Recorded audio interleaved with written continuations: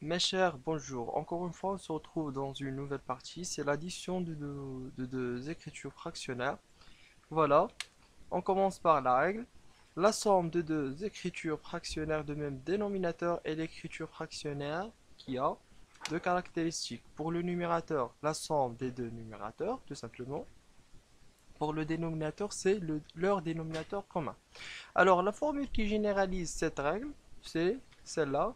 Alors, A, B et C étant trois nombres décimaux, C n'étant pas nul. Pourquoi C non nul? Parce qu'elle est posée dans le dénominateur. Et on sait que en général, le dénominateur n'est pas nul. Voilà, donc A sur C plus B sur C est égal, dans le numérateur, on va poser la somme de A et B. Et dans le dénominateur, on va juste poser le C parce que déjà les deux nombres fractionnaires ont déjà le même dénominateur. Voilà.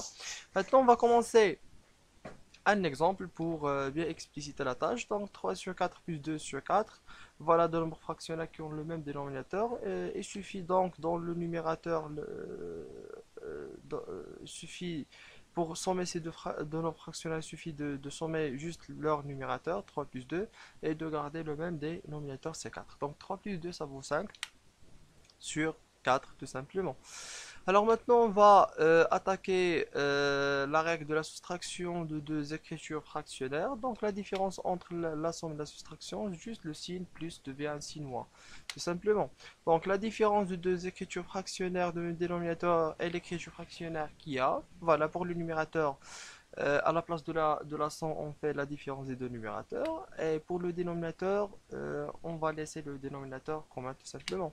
Alors, pour la formule qui généralise tout ça, donc A sur C moins B sur C est égal à la différence de A et B dans le numérateur, A moins B.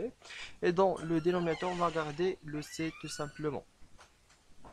Donc, c'est clair que la différence entre la somme de deux nombres fractionnaires et la différence, juste le signe plus et moins. Juste un petit exemple pour bien expliciter la tâche, c'est 3 sur 4 moins 2 sur 4. Donc, pour la différence, on va garder le même dénominateur et on va faire la différence des numérateurs. 3 moins 2, ça vaut 1, donc c'est 1 sur 4 tout simplement. Donc, pour plus, pour, pour bien s'exercer à la tâche, donc je propose de traiter maintenant comme un exemple 5 sur 4 plus 6 sur 4. Ça vaut combien?